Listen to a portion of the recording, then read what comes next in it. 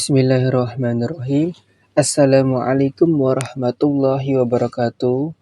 Perkenalkan, nama saya Muhammad dari Pramuja dengan NIM 23041070148, kelas PAIE 23. Pada kesempatan ini, kita akan membahas materi mengenai pengelolaan perencanaan pembelajaran PAI secara umum, yang dimana video ini dibuat untuk memenuhi tugas mata kuliah pengelolaan perencanaan pembelajaran yang diampu oleh yang terhormat Ibu Dr. Febrianti MPDI. Materi ini akan menjadi dasar bagi guru PAI untuk memahami bagaimana suatu pembelajaran itu direncanakan, dilaksanakan, dan kemudian dievaluasi secara profesional hingga tujuan pendidikan Islam benar-benar tercapai. Yang pertama, pengertian perencanaan. Perencanaan berasal dari kata rencana, yaitu pengambilan keputusan tentang apa yang harus dilakukan untuk mencapai tujuan. Dengan demikian, proses suatu perencanaan harus dimulai dari penetapan tujuan yang akan dicapai melalui analisis kebutuhan serta dokumen yang lengkap yang kemudian menetapkan langkah-langkah yang harus dilakukan untuk mencapai tujuan tersebut. Dalam file konsep dasar perencanaan pembelajaran, jelaskan bahwa perencanaan adalah peta jalan atau roadmap yang memastikan pembelajaran berjalan dengan terarah. Dalam konteks PAI, perencanaan memiliki posisi strategis karena tidak hanya menyangkut aspek kognitif, tetapi juga pembinaan efektif atau sikap dan psikomotorik atau praktek ibadah. Guru PAI wajib merencanakan pembelajaran dengan prinsip yang pertama, relevansi, yaitu sesuai kebutuhan peserta didik. Yang kedua, kontinuitas, yaitu kesinambungan antar materi. Yang ketiga, fleksibilitas, yaitu menyesuaikan kondisi kelas. Dan yang keempat, efektivitas, yaitu mencapai tujuan secara optimal. Dan yang terakhir, orientasi nilai, yaitu sejalan dengan tujuan pendidikan Islam. Adapun pembelajaran dapat diartikan sebagai proses kerjasama antar guru dan siswa dalam memanfaatkan segala potensi dan sumber yang ada, baik potensi yang bersumber dari dalam diri siswa itu sendiri, seperti minat, bakat, dan kemampuan dasar yang dimiliki termasuk gaya belajar, maupun potensi yang ada di luar diri siswa, seperti lingkungan, sarana, dan sumber belajar, sebagai upaya untuk mencapai tujuan belajar tertentu. Adapun tujuan perencanaan pembelajaran, tujuan utama dari perencanaan pembelajaran di antaranya adalah yang pertama, mengarahkan proses pembelajaran, yaitu memberikan panduan yang jelas bagi guru dan siswa tentang apa yang harus dicapai dan bagaimana cara mencapainya. Kemudian yang kedua, mengoptimalkan penggunaan sumber daya, yaitu memastikan bahwa sumber daya yang tersedia, baik waktu, materi, fasilitas, digunakan secara efisien dan efektif. Kemudian yang ketiga, meningkatkan efektivitas pembelajaran, yaitu membantu guru dalam memilih strategi dan metode pembelajaran yang paling sesuai untuk mencapai tujuan pembelajaran. Dan yang keempat, memfasilitasi evaluasi pembelajaran, yaitu menyediakan dasar untuk mengevaluasi keberhasilan pembelajaran dan mengidentifikasi area yang perlu diperbaiki. Dan yang kelima, meningkatkan akuntabilitas, yaitu memungkinkan guru untuk mempertanggungjawabkan hasil pembelajaran kepada siswa, orang tua, dan pihak-pihak terkait lainnya. Dan di sini kita akan membahas tentang perencanaan dan pengelolaan pembelajaran PAI, yang dimana kita akan menjelaskan yang pertama itu hakikat pendidikan Islam. Jadi pendidikan Islam itu berasal dari paradigma bahwa manusia adalah makhluk multidimensional yang terdiri dari unsur jasmani, akal, ruh, dan nafas. Oleh sebab itu, pendidikan Islam harus mengembangkan semua dimensi tersebut secara harmonis melalui proses ta'ziyah, ta'dib, dan ta'lim.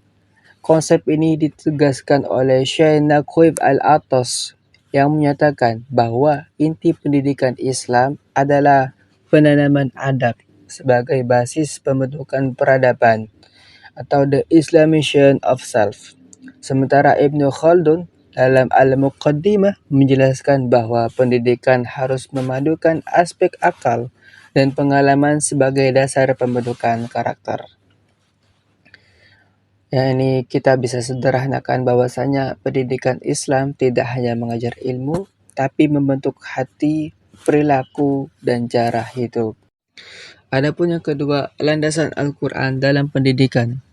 Ayat utama pendidikan Islam itu berbunyi, "Walladzi ba'atha fil ummiyina rasulan minhum yatlu 'alaihim ayatihi wa yuzakkihim wa yu'allimuhumul kitaba wal hikmah." Quran surah Al-Jumu'ah ayat 2. Jadi makna pendidikan dari ayat ini itu yatlu 'alaihim ayati. Pendidikan dimulai dari pengenalan wahyu. Contohnya, guru memulai pelajaran dengan ayat atau kisah Nabi. Wa yuzakkihim, proses penyucian diri, yakni pembentukan akhlak dan karakter. Contoh, membiasakan adab sebelum belajar, adab kepada guru, dan adab kepada teman. Wa yu'allimuhumul kitab, mengajarkan ilmu syariat, yakni fikih atau tauhid, akhlak. Contohnya, siswa mempelajari tata cara wudhu dan sholat. Wal hikmah, mengajarkan kebijaksanaan, yakni pemahaman bukan hanya hafalan semata. Contohnya, guru menjelaskan mengapa sholat itu penting, bukan hanya caranya. Hakikat perencanaan pembelajaran PAI. Yang pertama, mengapa perencanaan PAI harus lebih mendalam?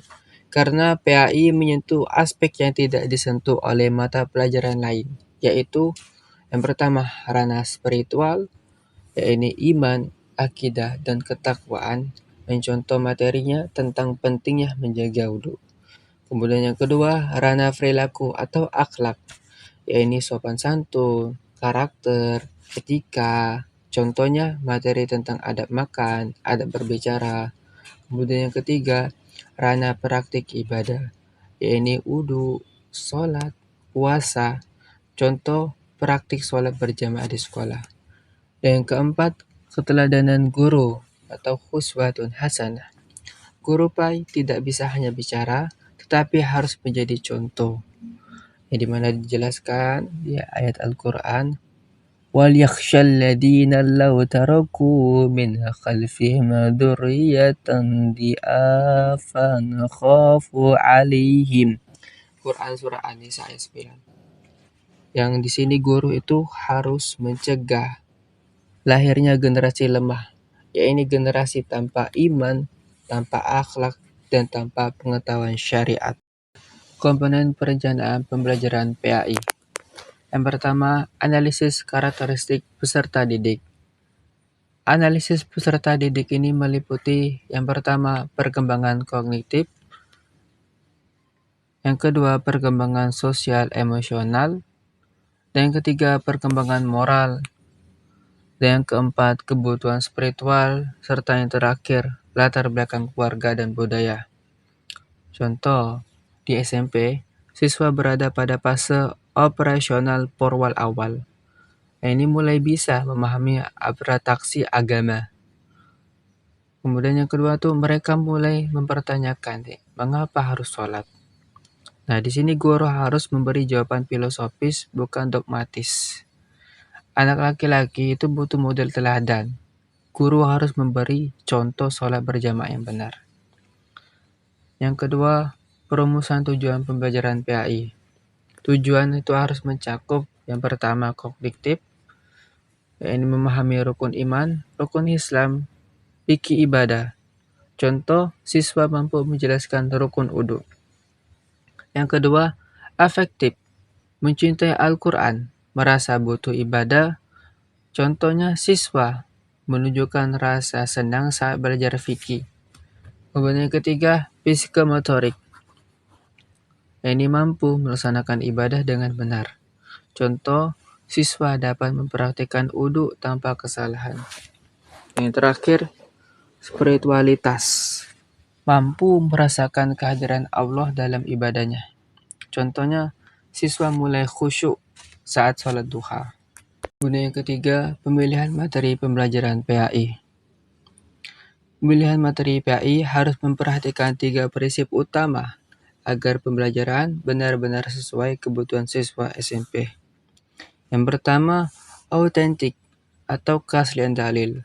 Artinya, materi yang diajarkan harus bersumber dari Al-Quran dan hadis, serta berdapat ulama terpercaya. Karena PAI itu menyangkut agama, maka isinya materinya tidak boleh sembarangan atau hanya berdasarkan opini. Guru harus memastikan bahwa bacaan sholat itu benar, tata cara wudhu sesuai sunnah, hukum fikih sesuai pendapat ulama. Contoh, saat mengajarkan wudhu, guru menggunakan dalil dari Quran surat Al-Maidah ayat 6. Guru juga mencontohkan tata cara wudhu sesuai sunnah Nabi. Kemudian yang kedua, relevansi atau kontekstual, ini sesuai kehidupan siswa, yang artinya materi itu harus berhubungan dengan kehidupan sehari-hari siswa SMP. Siswa akan lebih mudah memahami PAI jika materi yang dipelajari dekat dengan pengalaman mereka. Jangan terlalu fokus pada materi berat yang belum mereka butuhkan. Contoh materi yang relevan untuk siswa SMP itu adab berteman. Kemudian yang kedua, cara menggunakan gawe dengan bijak. Kemudian hukum menonton konten yang halal atau haram. Kemudian akhlak di media sosial. Dan terakhir, cara mengatasi malas ibadah. Alasannya kenapa? Karena siswa SMP itu sedang berada pada masa remaja, awal yang penuh tantangan sosial dan teknologi. Kemudian yang ketiga, psychological appropriateness atau sesuai tahapan usia dan emosi. Artinya, materi harus disesuaikan dengan perkembangan mental, emosi, dan kemampuan berpikir siswa. Misal, siswa SMP itu harus memulai memahami konsep abstrak, kemudian suka mempertanyakan alasan suatu hukum, kemudian sensitif terhadap isu moral dan sosial. Karena itu, materi harus menyeimbangkan antara teori dan akhlak praktis. Yang materi itu sebaiknya disesuaikan untuk anak SMP. Misal kalau yang tidak sesuai itu, contohnya pembahasan jihad cara berat, muamalah ribawi, fikih warisan cara teknis, karena itu pelajaran kelas tinggi. Nah, tepatnya pembelajaran untuk anak SMP yang sesuai itu yang pertama akhlak, kemudian fikih ibadah, terus tauhid dasar, penggunaan gawai, dan terakhir penjaga pergaulan. Kemudian yang keempat, strategi dan metode pembelajaran PAI. Di guru PAI itu harus memilih metode yang mengabdikan siswa, membuat pembelajaran menyenangkan, dan membantu mereka mengamalkan nilai agama. Berikut metode yang paling efektif untuk PAI. Yang pertama, experiential learning atau belajar melalui pengalaman. Artinya, siswa itu belajar dengan cara melakukan langsung. Misal, PAI mengajarkan banyak praktik ibadah seperti wudhu, sholat, dan membaca Al-Quran. Yang metode terbaik untuk mengajarkannya adalah praktik langsung, bukan sekedar teori.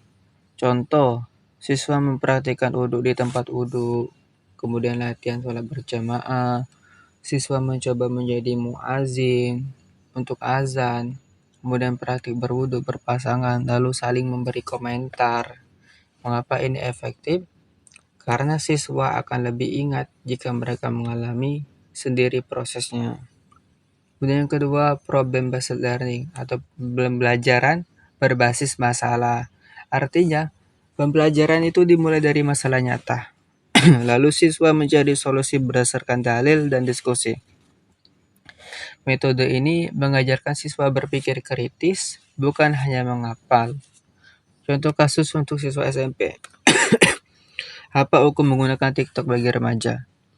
Kemudian bagaimana sikap Islam terhadap bullying? Kemudian apa hukumnya meminjam barang teman tanpa izin? Maka di sini siswa akan berdiskusi, membaca dalil, dan menyimpulkan dasar hukumnya. Mengapa ini efektif?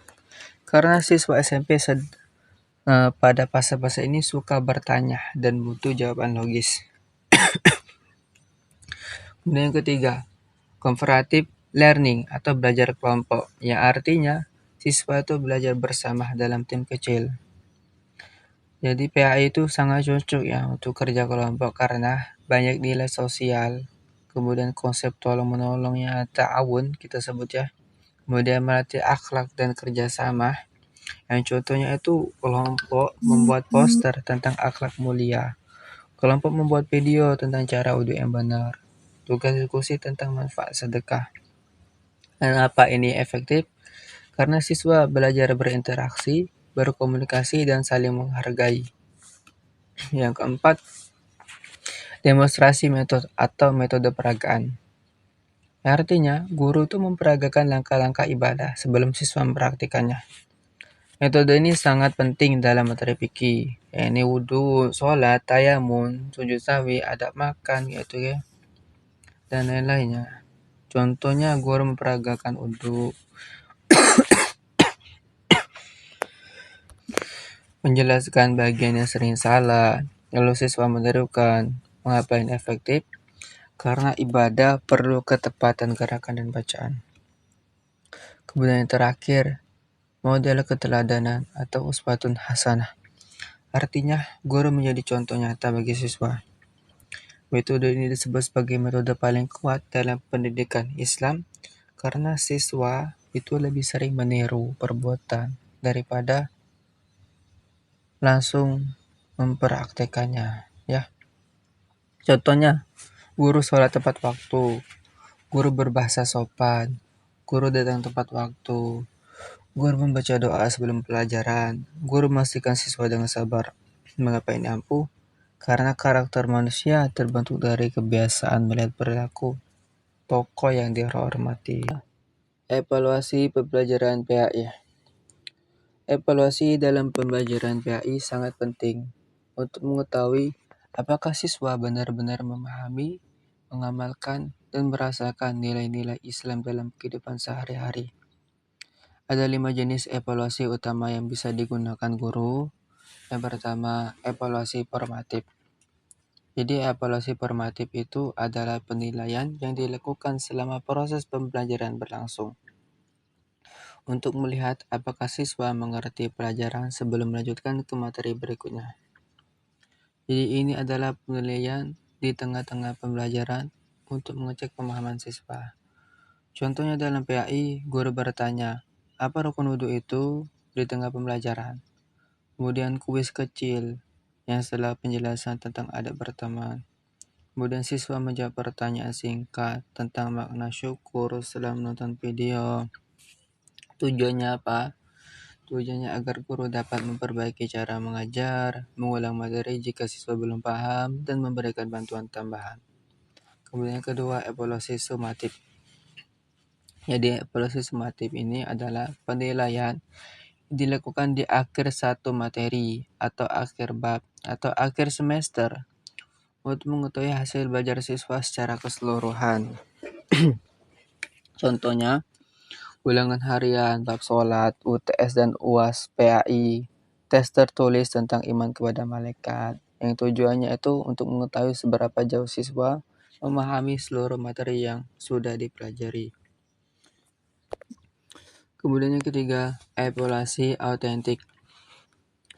Evaluasi autentik itu adalah penilaian yang menilai kemampuan siswa dalam situasi nyata, bukan hanya lewat tes tertulis. Contoh dalam PAI, menilai cara siswa berwudhu langsung di tempat wudhu, menilai siswa sholat berjamaah di musola sekolah, kemudian mengamati bagaimana siswa berperilaku jujur di kelas, dan yang terakhir, menilai siswa membaca Al-Quran dengan tartil. Tujuannya mengukur kemampuan siswa dalam mengamalkan nilai Islam secara nyata, bukan hanya secara teori. Kemudian yang keempat, evaluasi portofolio. Evaluasi portofolio adalah penilaian melalui kumpulan hasil kerja siswa yang menunjukkan perkembangan kemampuan mereka.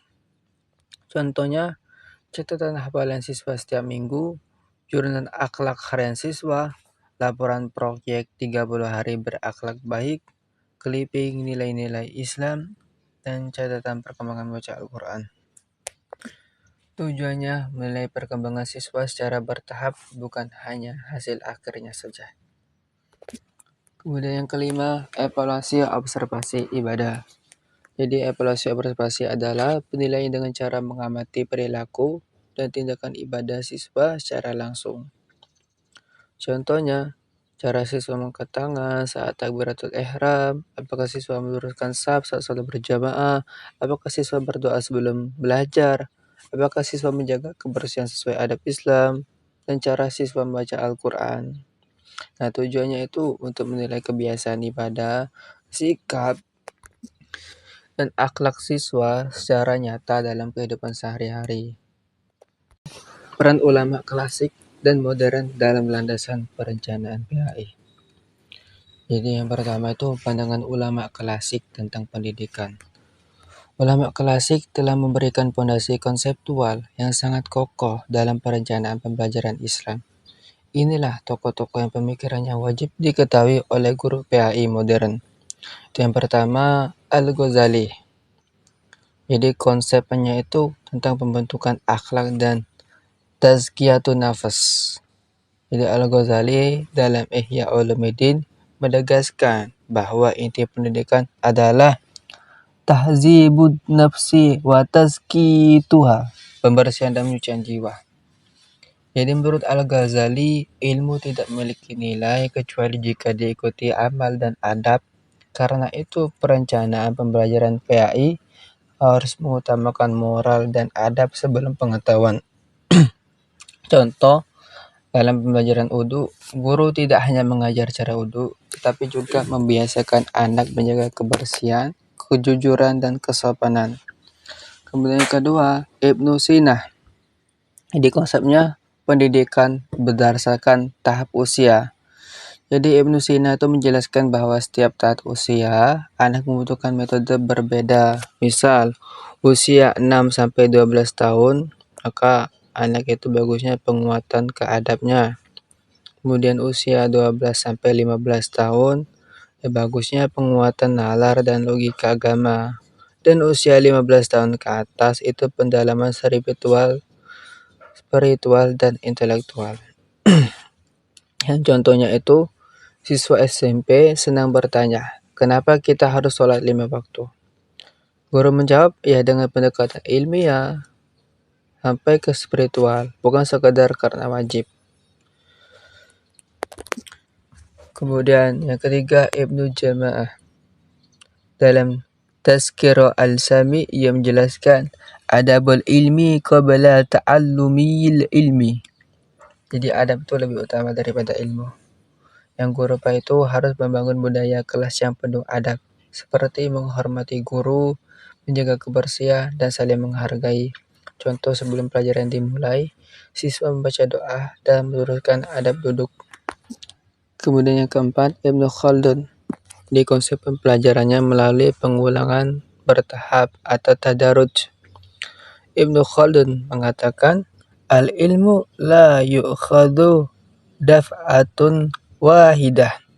Ilmu tidak dapat dikuasai sekaligus. Maka perencanaan PAI harus bertahap, mulai dari pengenalan, kemudian pemahaman, latihan, internalisasi, dan yang terakhir pembiasaan. Kemudian yang kedua, menurut tokoh pendidikan modern, itu yang pertama John Dewey. Jadi pendidikan itu adalah rekonstruksi pengalaman. Contoh, belajar akhlak tentang jujur ya bisa dilakukan melalui simulasi jual beli. Kemudian yang kedua, Paulo Freire, yakni dialog humanis dalam pembelajaran. Jadi contohnya tuh guru mengajak siswa berdiskusi apa ciri akhlak mulia dalam Islam. Kemudian yang ketiga, William Caldwell dan Dave, domain kognitif, afektif, dan psikomotorik. Contoh kognitif itu siswa dapat menjelaskan rukun iman, Efektif itu siswa menunjukkan rasa cinta kepada Rasul, dan psikomotorik itu siswa bisa wudhu yang benar.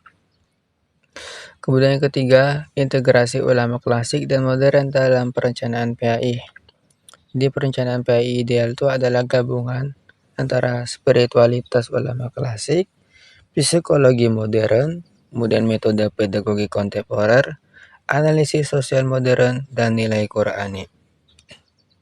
Contohnya, integrasi mengirimkan sholat diri klasik sama dengan adab dan kekhusyukan. Dari modern itu mengajarkan demonstrasi dan simulasi.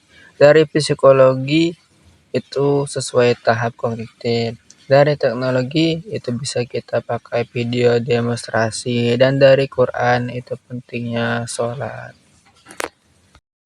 Jadi kesimpulan akhir pada materi kita kali ini, yaitu pembelajaran PAI yang baik itu adalah pembelajaran yang satu, memilih materi yang benar dalilnya, relevan, dan sesuai usia.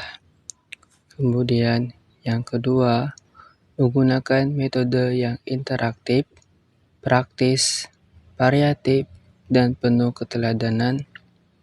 Dan yang ketiga, mengevaluasi siswa tidak hanya dari segi pengetahuan, tetapi juga sikap dan praktik ibadah. Dan yang keempat, berorientasi pada pembentukan akhlak yang mulia dan kualitas ibadah siswa. Dan yang terakhir, menumbuhkan kecintaan pada agama serta menghubungkan ajaran Islam dengan kehidupan nyata. Dengan pendekatan yang tepat, pembelajaran PAI tidak hanya mengisi pengetahuan siswa, tetapi juga mengubah cara berpikir, membentuk karakter, serta menumbuhkan perilaku Islami yang konsisten. Mungkin itu saja dari kami. Kurang lebihnya kami meminta maaf. Kepada Allah kami mohon ampun. Sekian, terima kasih. Wassalamualaikum warahmatullahi wabarakatuh.